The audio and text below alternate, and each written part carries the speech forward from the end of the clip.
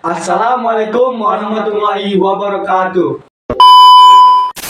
Sebelum kami memasuki video atau materinya, alangkah baiknya kami memperkenalkan diri kami terlebih dahulu. Perkenalkan, nama saya Iqbal Pratama dan teman saya Jeffrey Al-Bukhari. Oke, lanjut ke materinya.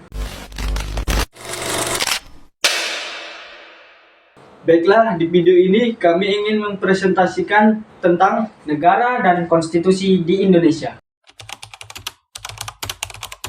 Di sini saya akan menjelaskan materi tentang negara dan konstitusi di Indonesia. Apa itu negara? Negara adalah sekumpulan orang yang menempati wilayah tertentu dan diatur oleh pemerintah negara yang umumnya memiliki kedaulatan. Unsur-unsur terbentuknya suatu negara yaitu 1.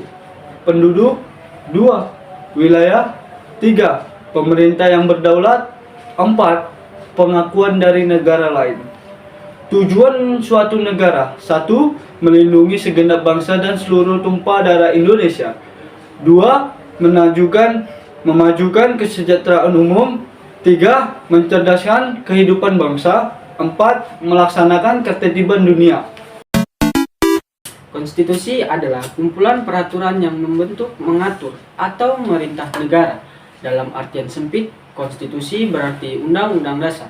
Dalam artian luas, konstitusi berarti keseluruhan dari ketentuan-ketentuan dasar atau hukum dasar. 1. Mengawasi serta membatasi kekuasaan penguasa agar tidak bertindak semena-mena dengan kekuasaannya. Yang kedua, menjaga dan melindungi HAM. Yang ketiga, menjaga pedoman penyelenggaraan negara. Konstitusi yang pernah berlaku di Indonesia ada 4, yaitu 1.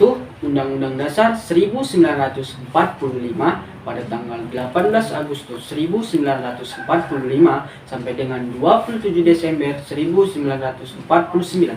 Yang kedua, Konstitusi Republik Indonesia Serikat pada tanggal 27 Desember 1949 sampai dengan 17 Agustus 1950.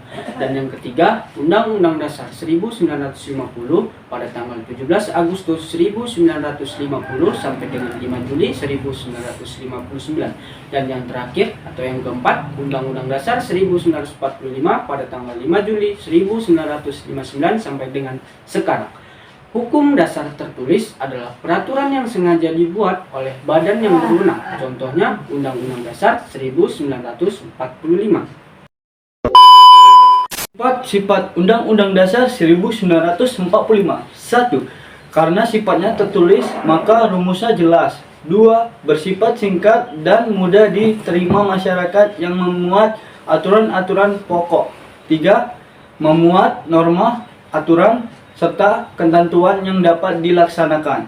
Dan yang terakhir, 4. Sebagai alat kontrol terhadap hukum positif. Dalam kurun waktu 1999 sampai dengan 2002, Undang-Undang Dasar 1945 mengalami 4 kali perubahan amandemen yang ditetapkan dalam sidang umum dan sidang tahunan MPR. Amandemen yang pertama pada tahun 1999 dan amandemen yang kedua pada tahun 2000 dan amandemen yang ketiga pada tahun 2001 dan amandemen yang keempat pada tahun 2002.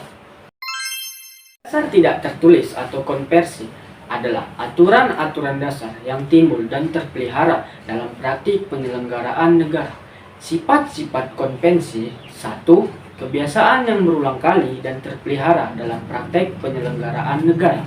Yang kedua, tidak bertentangan dengan Undang-Undang Dasar dan berjalan sejajar. Yang ketiga, diterima oleh seluruh rakyat. Yang keempat, bersifat sebagai pelengkap.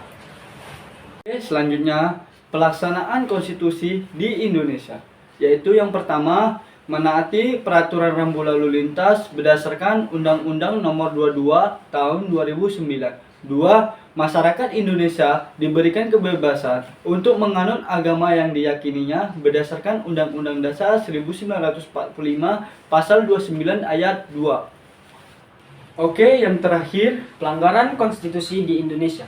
Satu, eksploitasi sumber daya alam di Indonesia yang dikuras oleh perusahaan asing bertentangan dengan Undang-Undang Dasar 1945 Pasal 33 Ayat 3. Yang kedua, fakir miskin dan anak-anak telantar masih kurang begitu diperhatikan. Hal ini bertentangan dengan Undang-Undang Dasar 1945 Pasal 34 Ayat 1. Baik, hanya ini sajalah materi yang dapat kami sampaikan. Lebih dan kurangnya kami mohon maaf. Sebelum kami mengakhiri video ini, alangkah baiknya kami berpantun. Ubur-ubur ikan lele, kami pamit dulu ya lele. Wabillahi taufiq wal hidayah. Wassalamualaikum warahmatullahi wabarakatuh.